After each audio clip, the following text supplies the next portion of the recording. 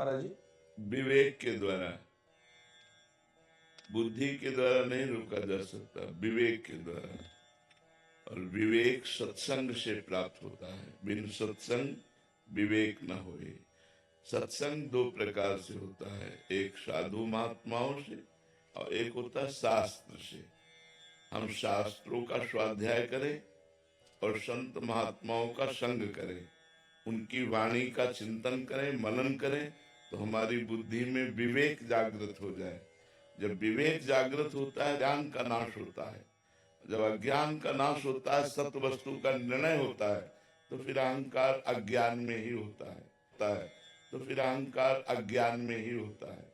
जितना अहंकार है ये सब अज्ञानी को होता है। ज्ञानी महापुरुष को या भगवान के भक्त को कभी अहंकार नहीं होता है। और अहंकार में ही सारे दोष विराजमान है। जो काम क्रोध लोभ मोह मद मत्सर है, ये अंतःकरण के अहंकार में विराजमान। अंतःकरण चतुष्टय चार है, बुद्धि मन चित्त अहंकार। तो जो अंतःकरण चतुष्टय में अहंकार है, उसी में काम क्रोध लोभ मोह मद मत्सर विराजमान है।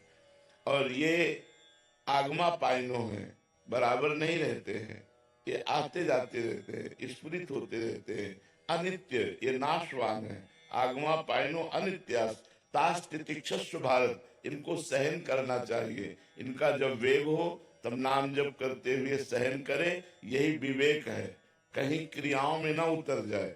अगर क्रियाओं में उतर गया गलत, तो फिर साधना ही नहीं रह जाएगी, फिर तो बुद्धि पतित हो जाएगी, स्मृति का लोप हो जाएगा। कामा संजायते क्रोधा, क्रोधा स्मृति विभ्रमा, स्मृति भ्रंशात् बुद्धिनाशो, बुद्धिनाशात् प्रणश्यति। और जब साधक गुरु चरणों का आश्रय लेकर साधना करता है, तो उसको अहंकार आना ही नहीं चाहिए, क्योंकि गुरु कृपा से साधना हो रही है।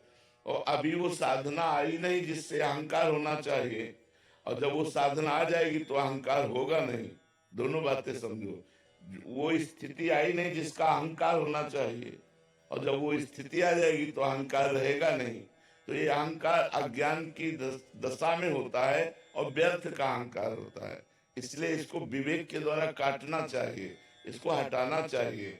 और जब अपने से न हटे तो भगवान से प्रार्थना करनी चाहिए कि प्रभु हमारे इस अहंकार और कामादि दोषों से रहित हमारे हृदय को कीजिए। भगवान सुन लेंगे तो कृपा करेंगे, तो हमारा हृदय पवित्र हो जाएगा।